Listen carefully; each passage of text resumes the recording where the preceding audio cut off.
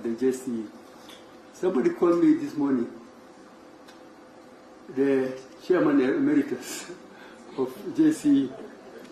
I doubt whether that can refer to me, because I'm told that emeritus is a very revered word and title. I'm not sure whether I deserve that as chair, former chair of the JCE. Honorable CJ and members, all present, in 2012, in his wisdom, the Honorable Emeritus Chief Justice Ntunga was also my teacher at the university, who was also our chair of LSK one time when I was also a member of the council of LSK in 20, do I remember? Yes, and I think we're together with the Honorable CJ. What happened is that in his wisdom, he felt that he needs such a body in the judiciary to prepare for the 2013 elections. The 2013 elections would be the first elections under the Constitution of Kenya 2010. If I borrow the words of Lady CRJ Mokaya, she mentioned the term soul of democracy, and I think she was referring to the Constitution 2010 of our country. He felt that a committee needed to be present to prepare for the first multi-party elections under the new Constitution, and which had never been experienced, and therefore it needed to be readiness and preparedness. And at that time, in May 2012, the CJ then launched the Judiciary Working Committee on Election Preparedness, JWCEP, which Honorable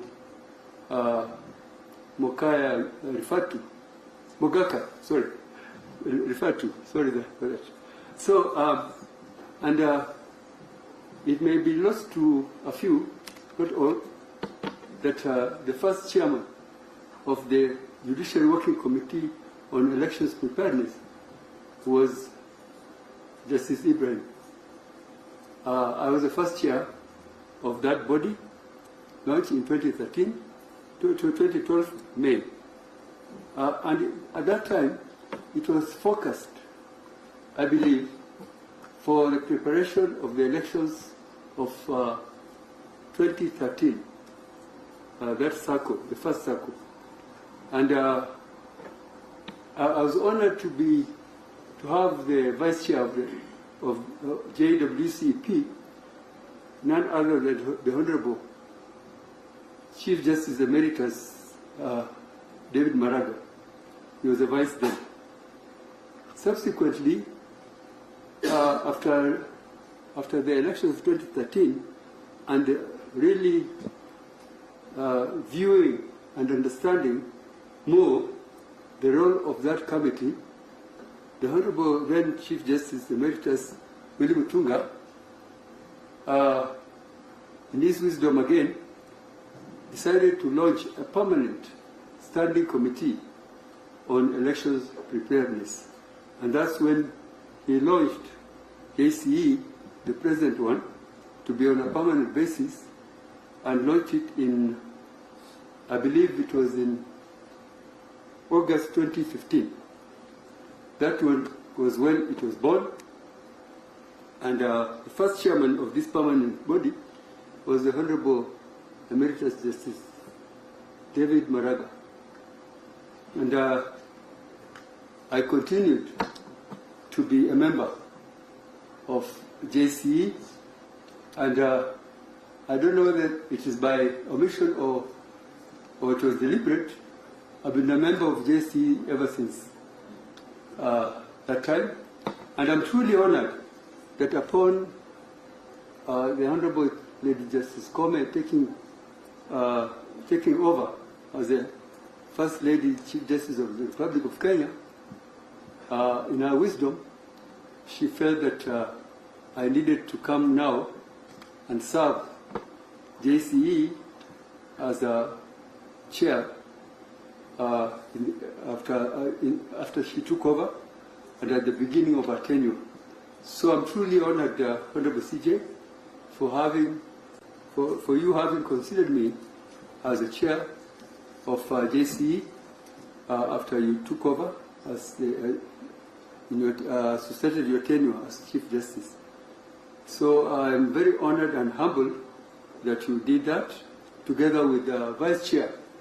The Vice Chair of JCE is the Honorable President of the Court of Appeal, Justice David Masinga, who has sent his apologies today that he will not be able to be available as he is leading a retreat and an important annual meeting of the Court of Appeal being held in Mombasa from today.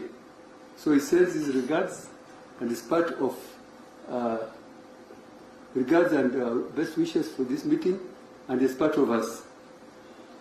Honorable CJ and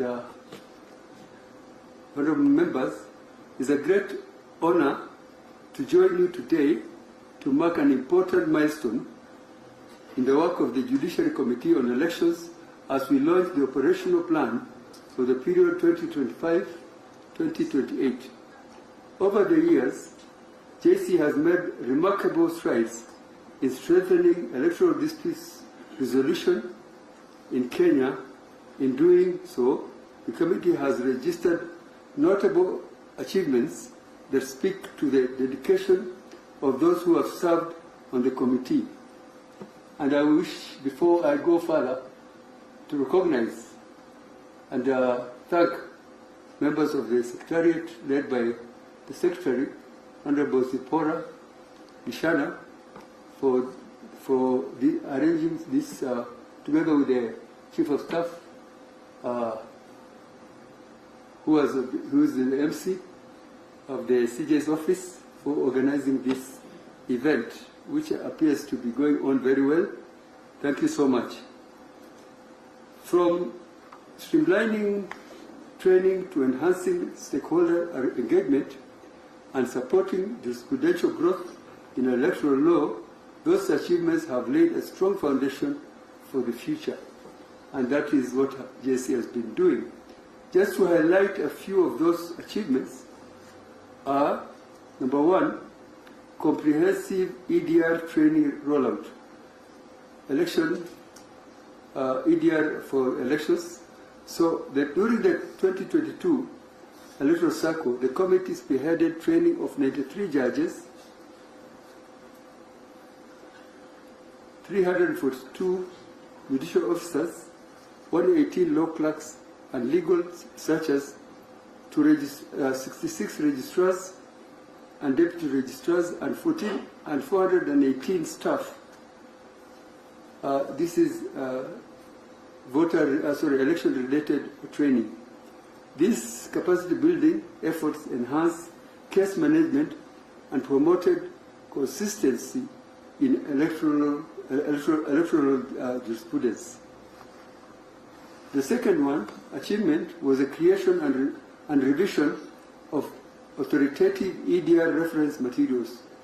Key publications such as the Bench Book on EDR electoral laws, Grey Book, Case Digest, and questions and answers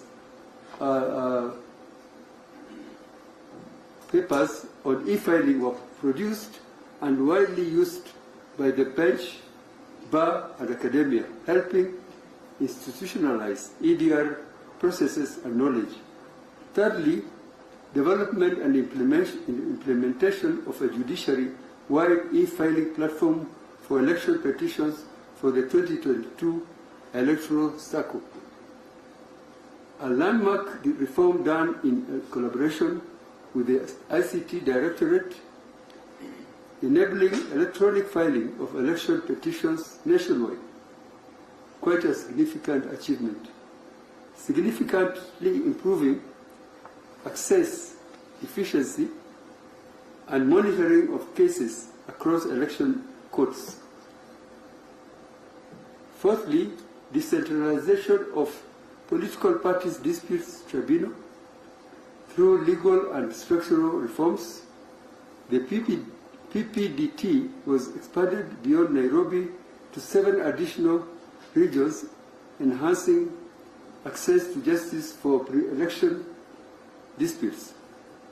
Fifthly, virtual courts and court transcription services. By leveraging technology, the committee facilitated virtual hearings, implemented transcription services, and digitized proceedings with over 500 transcription requests processed within 48 hours.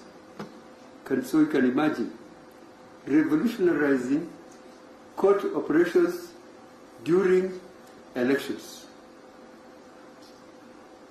And sixth, successful benchmarking visits to Ghana, South Africa, India, and Mexico. These visits informed practical improvements to Kenya's EDR framework by borrowing tested best practices on dispute resolution, technology use, and court preparedness. 7, strategic resource mobilization and budgetary autonomy. JCE achieved status as a spending unit and its own AIE holder, and successfully mobilized technical and financial support, closing key funding gaps during the election cycles.